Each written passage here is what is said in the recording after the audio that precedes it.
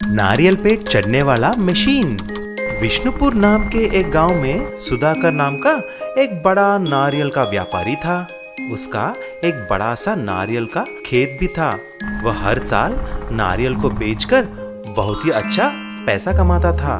इस साल भी उसके खेत में बहुत अच्छा नारियल का फसल हुआ, लेकिन इस साल लॉकडाउन की वजह से नारियल को नीचे लाने वाले कूली नहीं मिल रहे थे। सारे लोग उनके गांव को चले गए थे।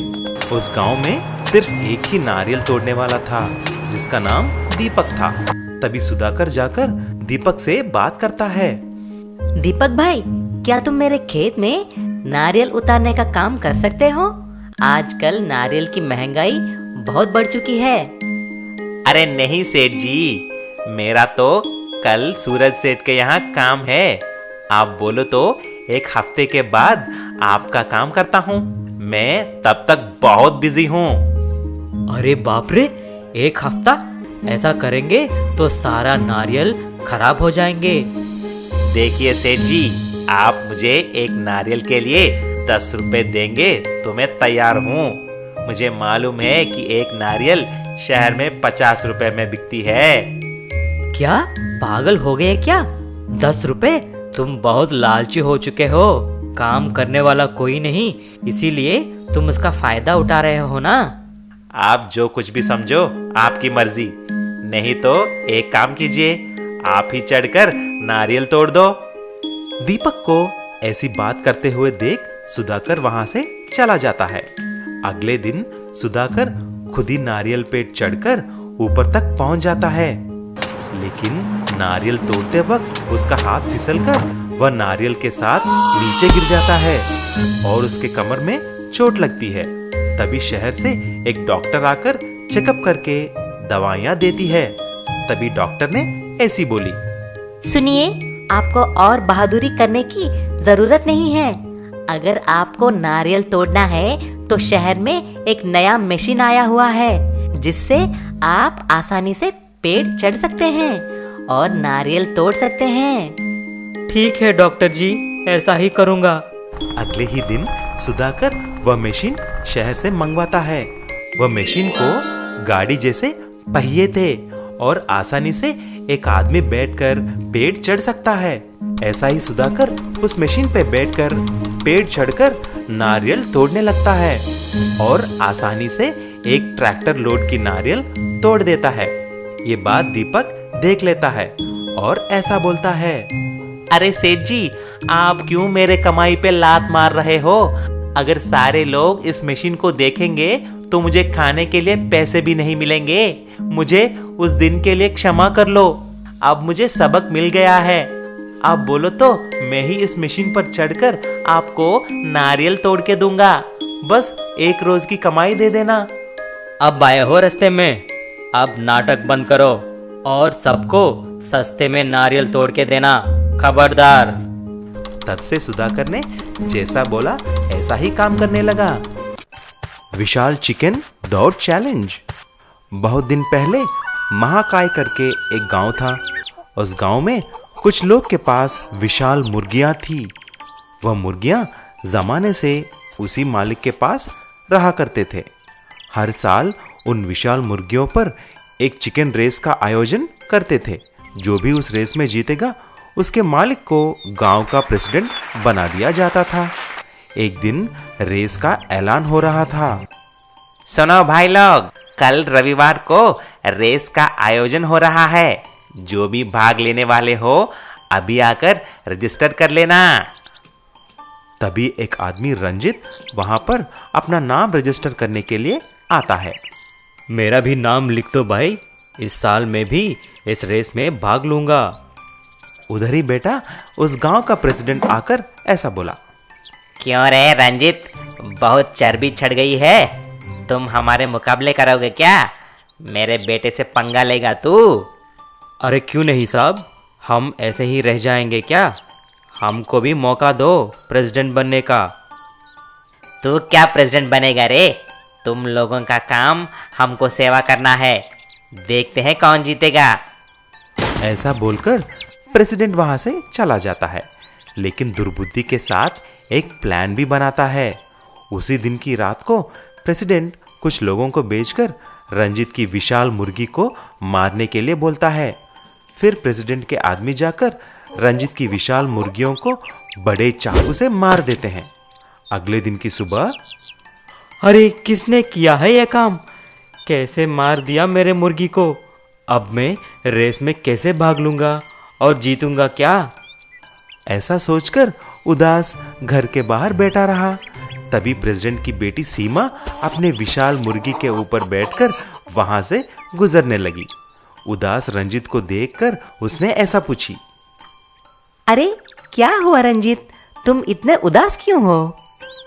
कुछ नहीं सीमा, तुम्हें मालूम नहीं है आज मुर्गियों का रेस है। मैंने सब तैयारियां करके रखा था, लेकिन कल रात को किसी ने मेरा मुर्गी को मार डाला। अब मैं क्या करूं? अरे तुम घबराओ मत, तुम मेरे मुर्गी को लेके जाओ। मैंने भी इसको रेस के लिए ही तैयार किया है, तुम जरूर जीतोगे। तब रंजित सीमा की मुर्गी को लेकर मुकाबले में चला जाता है। वहां पर सब लोग अपने अपने मुर्गियों पर बैठे तैयार हो गए। जैसे ही मुकाबले का अनाउंसमेंट होने ही वाला था, तभी रंजित अपने मुर्गी पर बैठकर वहां पर पहुंच जाता है।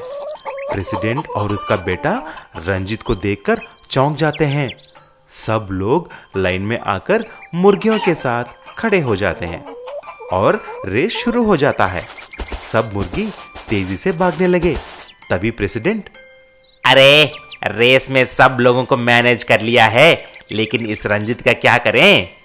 इतने में रंजित की मुर्गी तेजी से दौड़कर प्रेसिडेंट की बेटे की मुर्गी को पीछे छोड़कर रेस जीत जाता है। सब लोग रंजित प्रेसिडेंट करके चिल्लाने लगते हैं। रंजित की जीत देखकर प्रेसिडेंट और उसका बेटा मुंह छुपाकर भाग जाते हैं। किशनलाल की चांदपुर में एक कार वर्कशॉप थी। वो बहुत ही कुशल कार मैकेनिक था। जैसी भी बिगड़ी हुई कार हो वो उसे मिनटों में ठीक कर देता था। आसपास के गांवों से भी लोग उसके पास अपनी कारें ठीक करवाने आया करते थे। किशनलाल की दुकान पर कारों की लंबी लाइन लग जाया करती थी। किशनलाल ने अपनी सहायता के लिए 4-5 कुशल मैकेनिकों को रखा हुआ था। अरे छोटू, क्या हुआ है उस गाड़ी में? अभी तक ठीक क्यों नहीं हुई? बस उस्ताद, 5 मिनट का समय दीजिए, अभी ठीक कर देता हूँ। उसका प्लग लगाना है। हाँ छोटू, जल्दी से इस गाड़ी को निकालो, देखो और गाड़ियां भी लाइन में लगी हैं। एक दिन तो किशनलाल की वर्कशॉप और उसके बाहर गाड़ियां खड़ी करने की जगह ही नहीं बची। यह देखकर उसके आस पड़ोस के दुकान वाले उसे बोलने लगे, अरे भाई किशनलाल, गाड़ियां उतनी ही मंगाया करो जितनी ठीक कर सको। सारी जगह तुम्हारी गाड़ियां घेर लेंगी तो हम लोग कहाँ जाएंगे? भाई साहब, मैं क्या करूं, लोग गाड़ियां लेकर आ जाते हैं तो उन्हें ठीक करना ही पड़ेगा ना, मैं उन्हें मना तो नहीं कर सकता। भाई बात तो तुम्हारी सही है, लेकिन उपाय भी तो तुम्हें ही ढूंढना पड़ेगा ना। किशनलाल काम से थका हारा रात को घर आता है और अपनी दुकान के आगे लगने वाली भीड़ के बारे में सोचने लगता है। किशनलाल को चिंता में देखकर उसकी पत्नी पूछती है, क्या बात है जी, क्यों परेशान हो? अरे क्या करूं भगवान, काम ही इतना है। दुकान के अंदर और बाहर गाड़ियां खड़ी करने की जगह ही नहीं है। अब तो पास पड़ोस के दुकान वाले भी झगड़ने लगे हैं। ग्राहकों को मना भी तो नहीं कर सकता ना। किशनलाल की पत्नी कुछ सोचकर उससे कहती है, अरे तो इसमें परेशानी की क्या बात है, आप भूमिगत दुकान क्यों नहीं खोल लेते जैसी शहरों में होती हैं? जरा सोचो, कितना दिमाग की बात है ना। हमारे पास तो जगह है, जमीन है, हमें कहीं और जाने की कोई जरूरत नहीं। समझदारी से काम लो और भूमिगत दुकान खोल लो। ये बात तो तुमने बिल्कुल सही कही, मैं कल ही भूमिगत दुकान बनवाता हूँ। अगले ही दिन से किशनलाल भूमिगत कार वर्कशॉप का काम शुरू कर देता है और 1 हफ्ते के अंदर उसकी भूमिगत कार वर्कशॉप बनकर तैयार हो जाती है। अब किशनलाल के पास जगह की कमी नहीं होती। भूमिगत कार वर्कशॉप खोलने के बाद किशनलाल का काम दोगुना हो गया और उसके पास पड़ोसी भी खुश हो गए। उस्ताद, दुकान में जगह नहीं है, गाड़ी को कहाँ भेजूं? अरे छोटू, भेज दे भूमिगत कार वर्कशॉप में, अब तो अपने पास नीचे भी जगह है ना। साइकिल वाली वाटर बोट। सेलपुर नामक गांव में मुनीश नाम का एक नाव चलाने वाला रहता था। वो बहुत ही चालाक था। सेलपुर गांव में स्कूल ना होने की वजह से बच्चों को पढ़ाई करने के लिए नदी पार के गांव मेलपुर में जाना पड़ता था। उसके लिए उन्हें मुनीश की नाव में बैठकर ही जाना पड़ता था, क्योंकि उस गांव में मुनीश की ही नाव थी। मुनीश इस बात का नाजायज फायदा उठाता था। चलो चलो जल्दी करो, नहीं तो तुम्हें छोड़कर ही यहाँ से चला जाऊँगा, और फिर तुम लोग स्कूल कैसे जाओगे? और हाँ, कल अपने माँ बाप से पैसे जरूर ले आना। क्या अंकल, आप हमेशा पैसे मांगते रहते हो और हमें तंग करते रहते हो। उसी गांव के रहने वाले चिंटू और मोहन एक ही क्लास में पढ़ते थे। चिंटू बहुत ही होशियार था और मोहन बेवकूफ़। चिंटू हमेशा क्लास में प्रथम आता था और उसकी सभी तारीफ करते थे, और दूसरी तरफ मोहन को हमेशा डांट ही पड़ती रहती थी। इसलिए मोहन चिंटू से बहुत जलता था।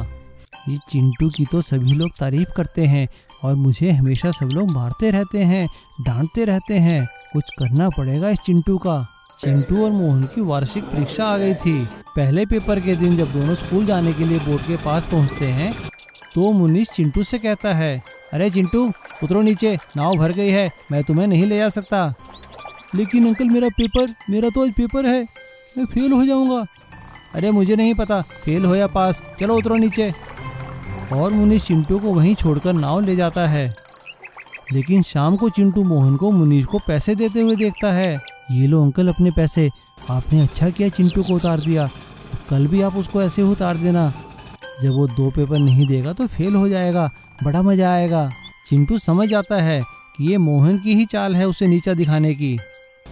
अगले दिन सुबह जब सभी बच्चे स्कूल जाने के लिए नाव के पास आते हैं, तभी चिंटू भी वहाँ आता है और मुनीश उससे कहता है, अरे चिंटू बेटा, आज भी नाव भर गई है, नीचे उतरो। अंकल, मुझे आपकी नाव में नहीं जाना है, देखो मैंने अपनी खुद की नाव बनाई है, वो भी साइकिल से चलने वाली। तभी चिंटू अपनी साइकिल बोट में सवार होकर नदी पार कर लेता है और सबसे पहले जाकर स्कूल पहुंच जाता है। उसकी साइकिल बोट देखकर सभी लोग हैरान हो जाते हैं और उसकी तारीफ करते हैं। इधर मोहन बहुत शर्मिंदा होता है और वो चिंटू से माफ़ी मांगता है। अरे कोई बात नहीं मोहन, मैं कहता हूँ तुम भी मेहनत करो, तुम भी अव्वल आ सकते हो। अब चिंटू और मोहन दोनों अच्छे दोस्त बन जाते हैं और दोनों इकट्ठे ही साइकिल बोट में बैठकर स्कूल जाते हैं। और चिंटू क्लास में प्रथम आता है और मोहन द्वितीय आ जाता है। देखा मोहन, मैं ना कहता था, मेहनत करोगे तो जरूर पास हो जाओगे।